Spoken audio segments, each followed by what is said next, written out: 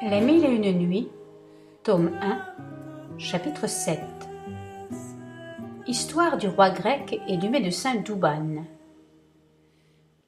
Il y avait au pays de Zouman, dans la Perse, un roi dont les sujets étaient grecs originairement. Ce roi était couvert de lèpre, et ses médecins, après avoir inutilement employé tous leurs remèdes pour le guérir, ne savaient plus que lui ordonner.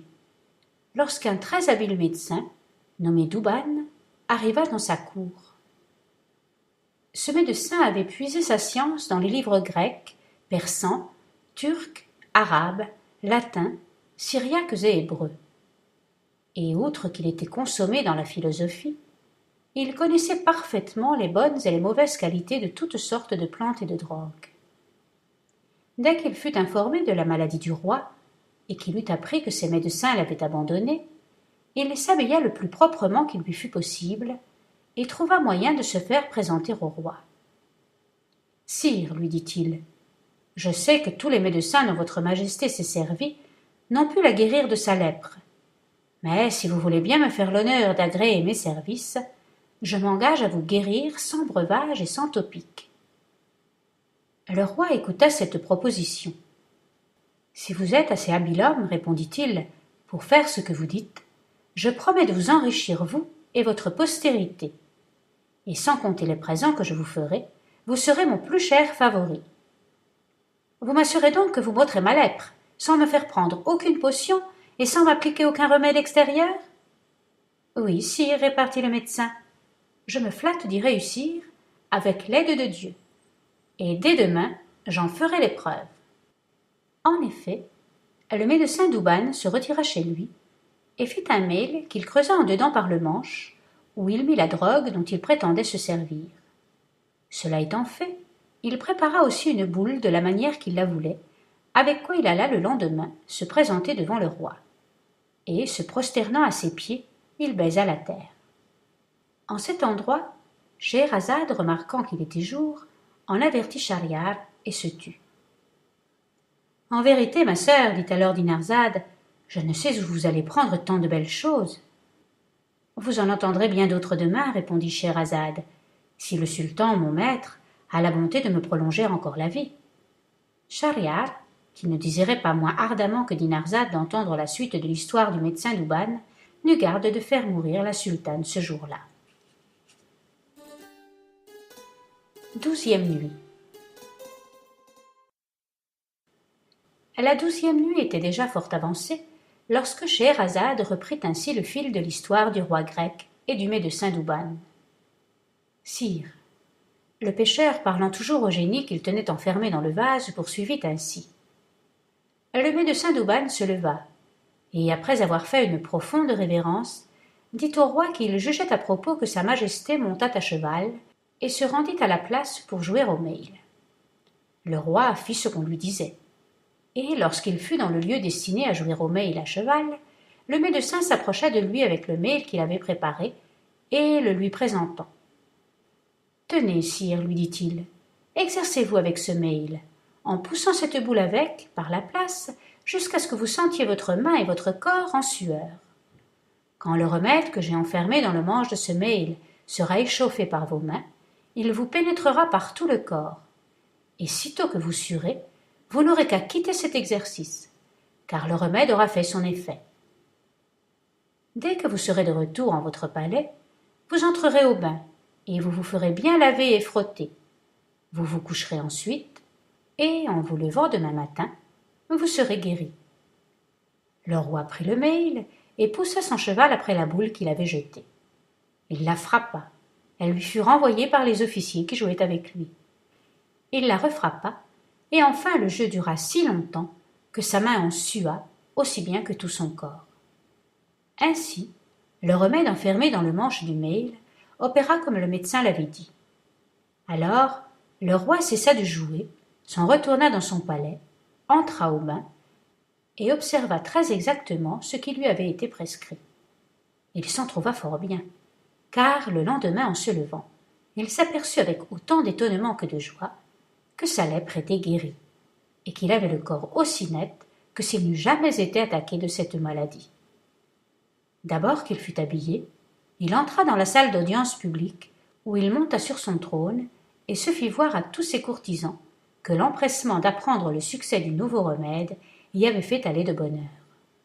Quand ils virent le roi parfaitement guéri, ils en firent tous paraître une extrême joie. Le médecin Douban entra dans la salle. Et s'alla prosterner au pied du trône, la face contre terre. Le roi, l'ayant aperçu, l'appela, le fit asseoir à son côté et le montra à l'assemblée en lui donnant publiquement toutes les louanges qu'il méritait. Ce prince n'en demeura pas là. Comme il régalait ce jour-là toute sa cour, il le fit manger à sa table, seul avec lui. À ces mots, Scheherazade, remarquant qu'il était jour, cessa de poursuivre son conte.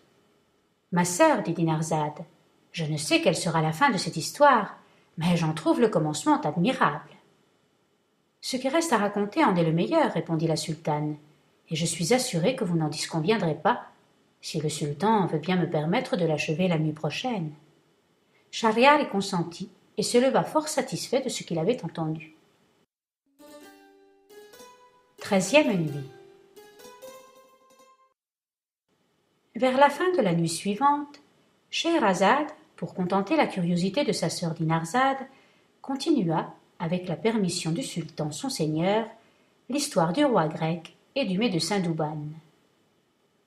Le roi grec, poursuivit le pêcheur, ne se contenta pas de recevoir à sa table le médecin Douban.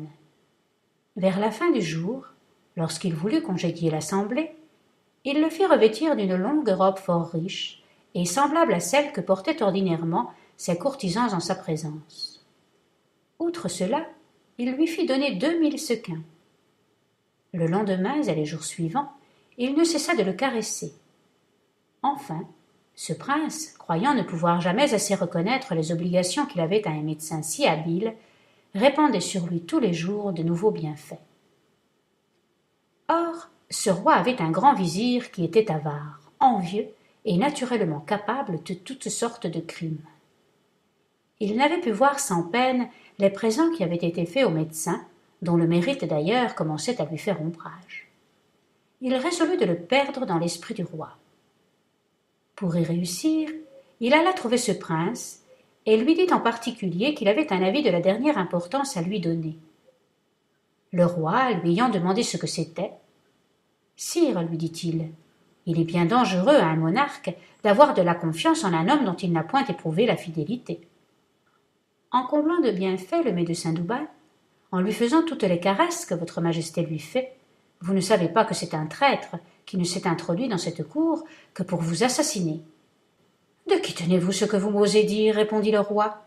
« Songez-vous que c'est à moi que vous parlez et que vous avancez une chose que je ne croirais pas légèrement. » « Sire, répliqua le vizir, je suis parfaitement instruit de ce que j'ai l'honneur de vous représenter.